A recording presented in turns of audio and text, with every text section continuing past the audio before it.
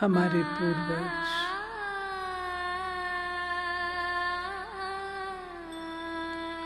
आदरणीय राजयोगिनी दादी प्रकाशमणि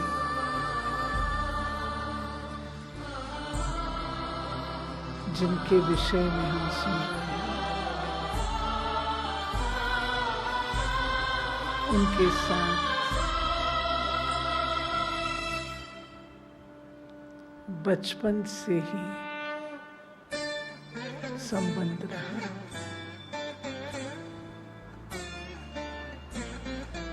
बहुत अल्पायु थी, दादी जी कानपुर आए थे।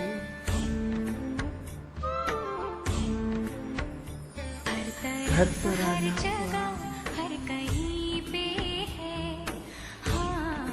तो मुझसे पूछा, तुम किसकी आशा हो?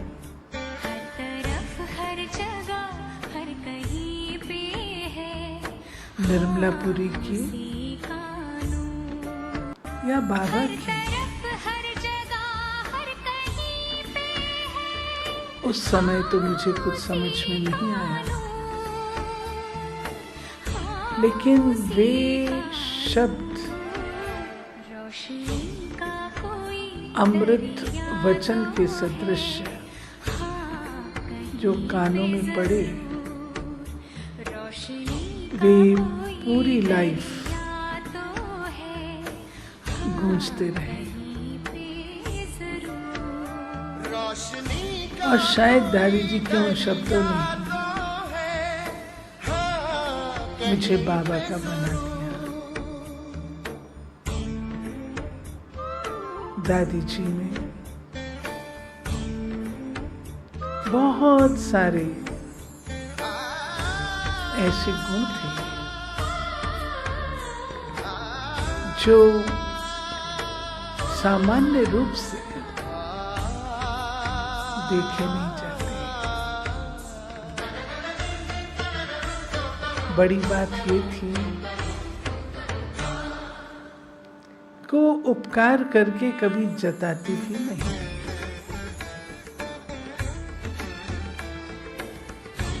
वक्त मिलेगा तो मैं आपको अवश्य इस संबंध में अपना पर्सनल अनुभव सुनाऊंगी। लेकिन आज दादी की कुछ प्रशासनिक विशेषताओं पर प्रकाश डालूं।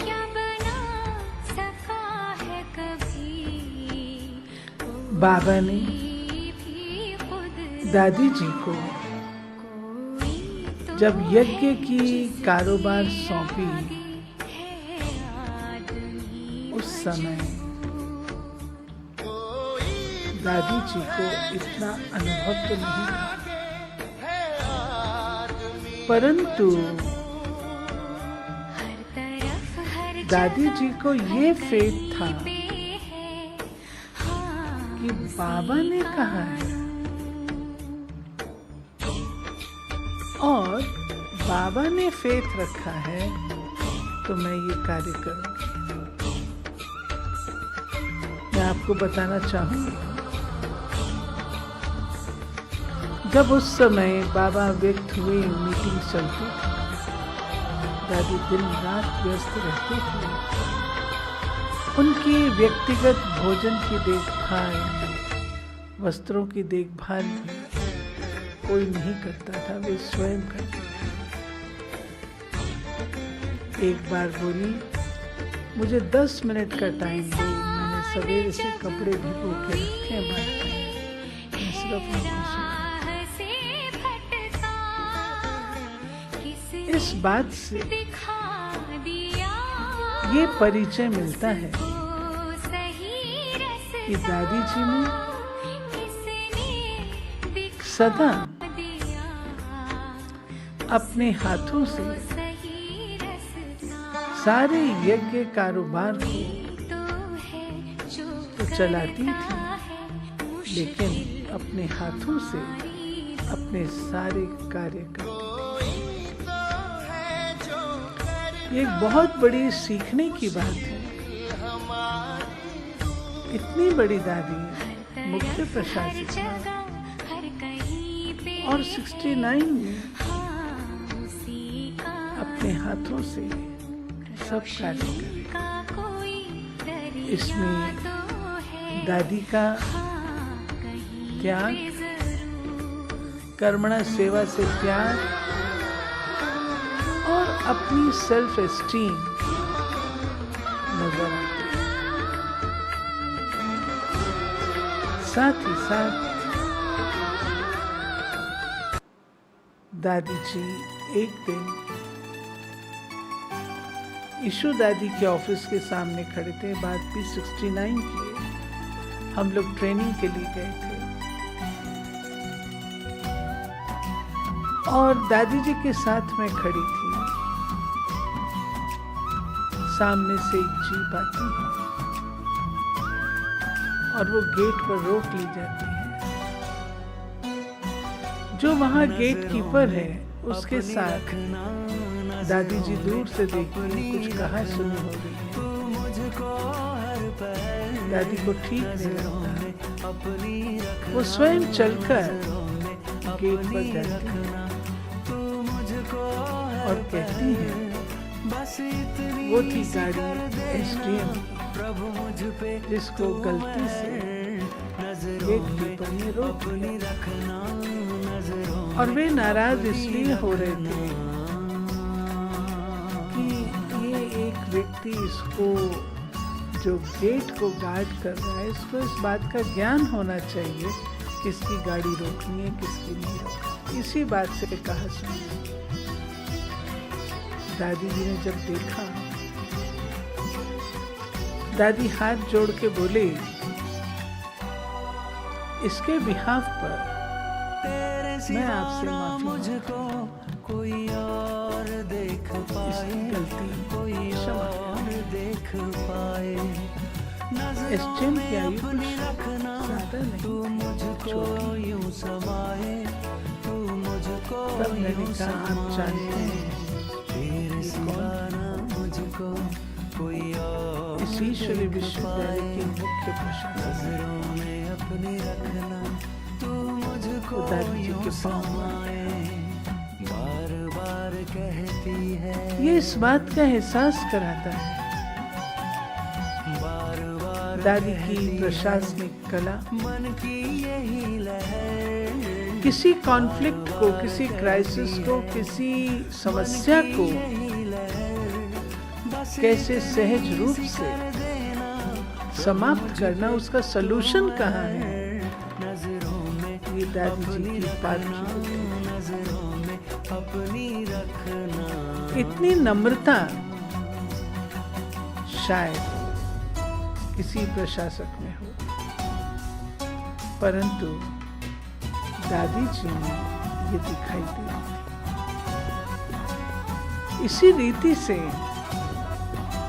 जो कोई आते थे, दादी वहाँ खड़ी रहती थी। ब्राह्मण परिवार के भाई बहन भी आते थे।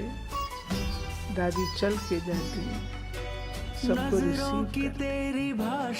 एक माँ की तरह पहले तो साकार बाबा थे, तो सब कुछ उसमें समा जाता था।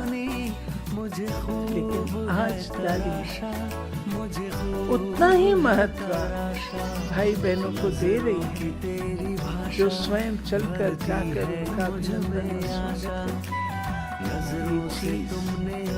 देखने, समझने और सीखने। कैसे एक एक को सम्मान देना, ये दादी जी की कला। तीसरी बात, हर एक के गुण को देखकर उसको आगे बढ़ाना। प्यारे बाबा ने कभी किसी को रिजेक्ट नहीं, और हमारी दादी, उसने भी किसी को रिजेक्ट नहीं किया। हर एक का गुण और विशेषता देखकर उसे आगे बढ़ाया। दादी जी के कार्यकाल में इतना विस्तार हुआ, बाबा के होते नींव मजबूत हो रही थी।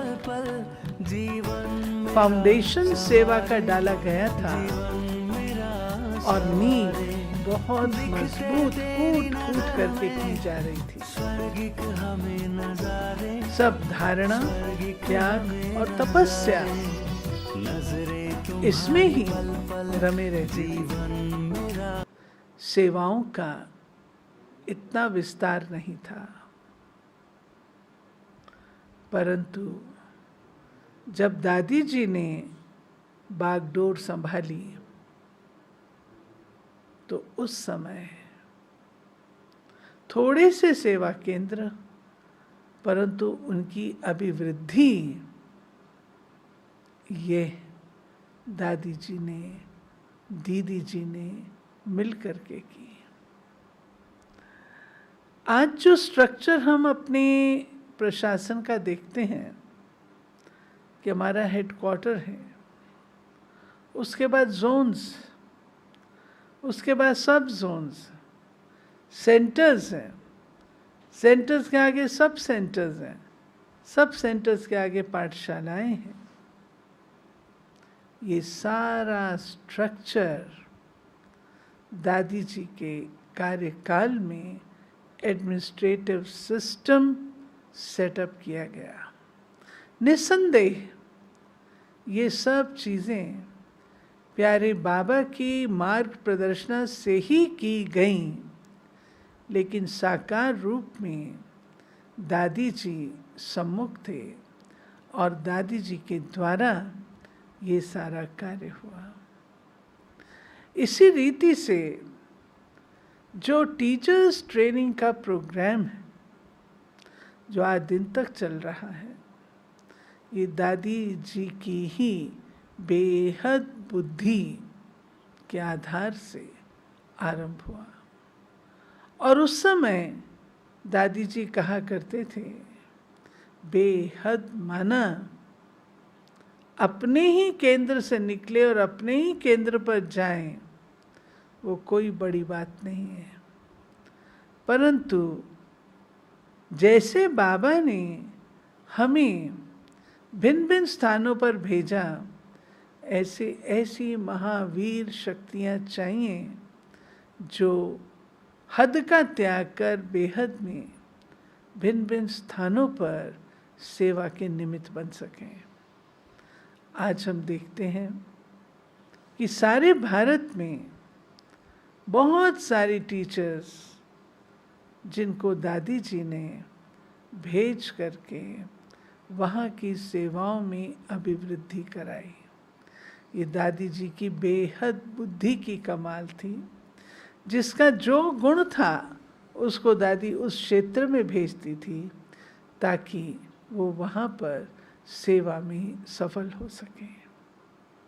आप जानते हैं, मेले हुए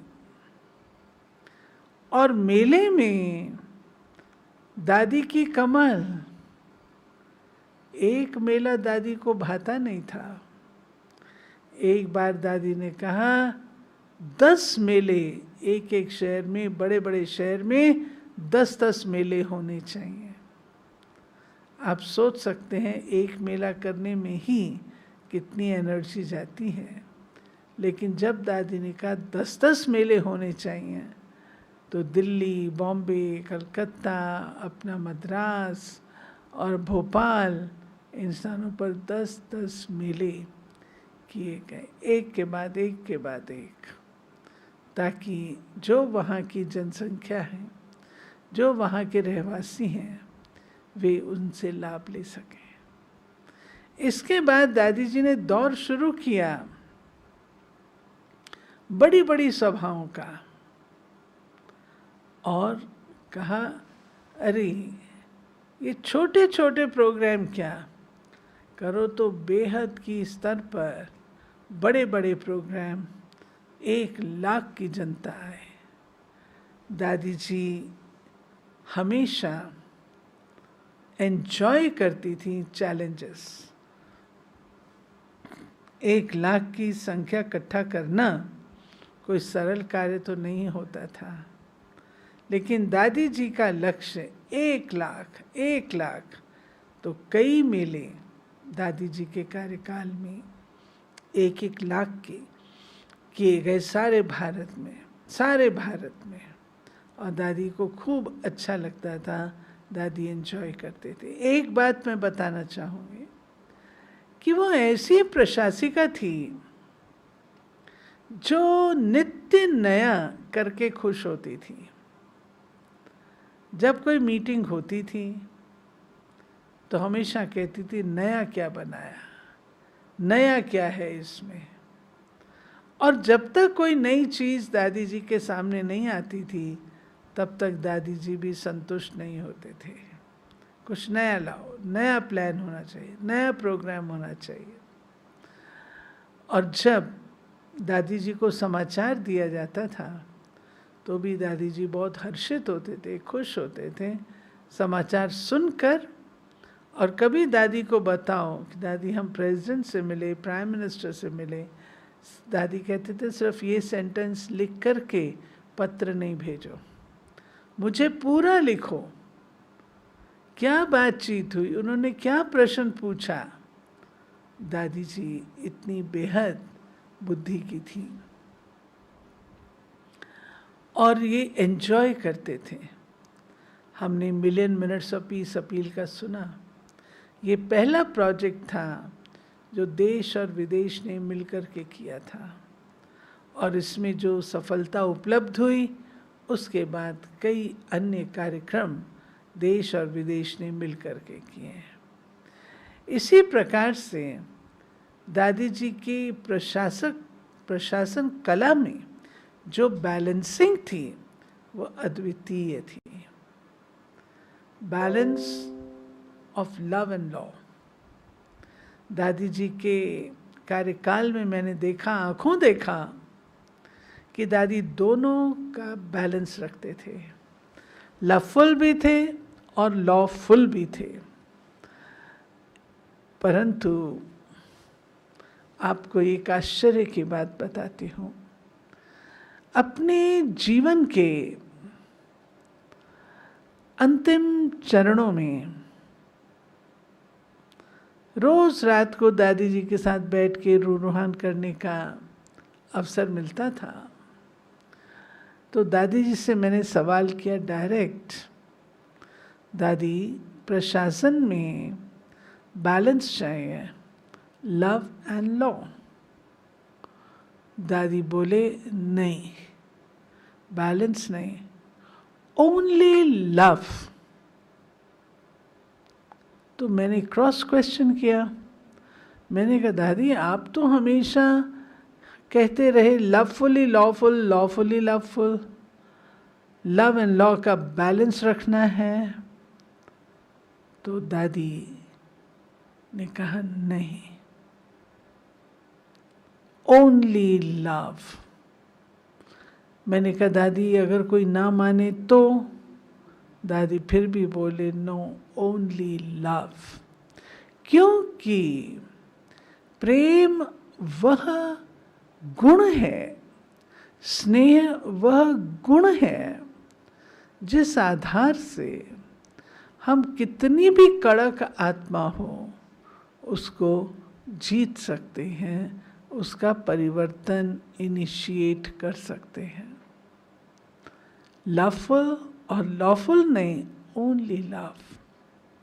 दादी जी बहुत रेगुलर और पंक्चुअल अपने मीटिंग्स में होते थे। मैंने उन्हें देखा है। उनकी वह करिस्मेटिक पर्सनालिटी ऐसी थी। बड़ी बड़ी मीटिंग्स, उसमें बड़े बड़े भाई बैठते थे, हम बहनें भी होती थीं। सब लोग कुछ कह रहे हैं, लेकिन जब दादी जी बोलते थे तो दादी कोई ऐसी बात निकाल करके बाबा की प्रेरणा से बोलती थी जिसके आगे सब लोग बिल्कुल शांत हो जाते थे। दादी ने जो कहा है वही हमको करना है, दादी ने जो बोला है वही हम करेंगे। इस प्रकार दादी जी से कभी, अगर दादी स्वमान बहुत था और लॉफुल बहुत थी, डिसिप्लिन वाली थी, कभी कोई आते थे राजनीतिक दल या कोई दादी जी से धन की डिमांड करने के, आप हमें इसमें कंट्रीब्यूट करें, दादी जी का उत्तर वो स्वमान वाला जो होता था कि ये लेने की जगह है या देने की जगह है, ये कौन सी जगह है। जब दादी इन बातों का एहसास कराते थे तब वे लोग अवाक रह जाते थे। भरी सभा में दादी की ये आध्यात्मिक स्पिरिचुअल पावर थी। दादी भरी सभा में डिक्लेयर करते थे, किसी ने झूठ ना बोला हो वो हाथ खड़ा करो, एक भी नहीं होता था। और दादी कहते थे, मैंने जिंदगी में कभी झूठ नहीं बोला। दादी के आगे सारी सभा नतमस्तक हो जाती थी। दादी बहुत पावर से कहते थे, बोलो सिगरेट का त्याग करोगे, शराब आदि का त्याग करोगे, मीट अंडे का त्याग करोगे। सब लोग बिना कुछ सोचे हाथ उठा देते थे। बाद में उनको होश आता था कि ये हमने दादी जी को क्या कहा, लेकिन आज भी वे भाई बहनें हैं जिन्होंने दादी जी की एक आवाज पर अपनी इन बातों का, व्यसनों का त्याग किया। ऐसे ही दादी बड़ी शान से और बड़ी शक्ति से पवित्रता की बात सारी सभा में करती थी। बोलो, पवित्रता के बिना सुख और शांति हो सकती है? नहीं। दादी जी बहुत फलक से ये बात कहते थे। इन बातों के आगे बड़े बड़े महामंडलेश्वर दादी के आगे झुक जाते थे। एक बार एक ऐसे महामंडलेश्वर थे, मैं नाम नहीं लूंगी, जो अपनी संस्था से बहुत एंटी थे। एक बार दीदी जी के द्वारा उनको रेलवे स्टेशन पर मिल गए तो फल दिलवाया, उन्होंने मुंह मोड़ करके दूसरी तरफ मुंह करके फल लिया, सम्मुख देख के नहीं। ब्रह्मा कुमारी इसके फेवर में बिल्कुल नहीं थे, अगेंस्ट थे। परंतु उनको आश्चर्य हुआ कि मुझे माउंट आबू का निमंत्रण आया है, और वे माउंट आबू आए। उन्होंने अच्छी तरह घूम घूम कर अपने चेलों के द्वारा रात को सारी सैर करके, घूम घूम करके देखा कि संस्था कैसी है। और जब उनको वो वाइब्रेशंस मिले प्योरिटी के, दूसरे दिन सवेरे अपने भाषण में उन्होंने कहा कि मैंने बहुत परीक्षा ली, दादी जी मुझे क्षमा करिएगा, और जितना मैं पहले विपरीत था अब मैं उतना ही आपके और अपने अखाड़े सहित सबके साथ मैं आपका सहयोगी रहूँगा। जब कभी कोई बात हो तो आप मुझे याद करिएगा, मैं आपके सम्मुख उपस्थित होऊंगा, मैं आपका सहयोगी हूँ। और फिर मार्मिक वाक्य उन्होंने बोला, दादी जी, क्या आप मुझे अपना भाई बनाना स्वीकार करेंगी? ये सुनते ही सारी सभा के नैन गीले हो गए। दादी जी ने उसी वक्त राखी मंगवाई और उन्हें वो राखी सभा के बीच में बांधी। ये था दादी जी का सहनशीलता का, धैर्यता का और सद्भाव का एक प्रमाण कि दादी ने बाबा की श्रीमत को जीवन में अपनाते हुए कैसे सारा परिवर्तन एक धार्मिक समाज में लेकर के आए। उन एक महामंडलेश्वर से अनेक जो आए हुए थे वे भी प्रभावित हुए और जो नज़रिया अपना था, अपनी ईश्वरी विश्वविद्यालय प्रति था, उनका बदलता गया। दादी बहुत सम्मान करती थी उनका।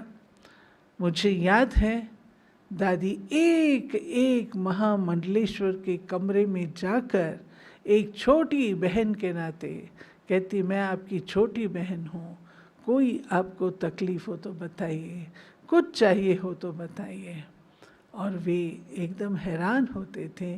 कोई प्रशासिका, कोई धर्म गुरु अपनी सीट छोड़ करके और इस तरीके से आकर के करे, ये देखा नहीं था।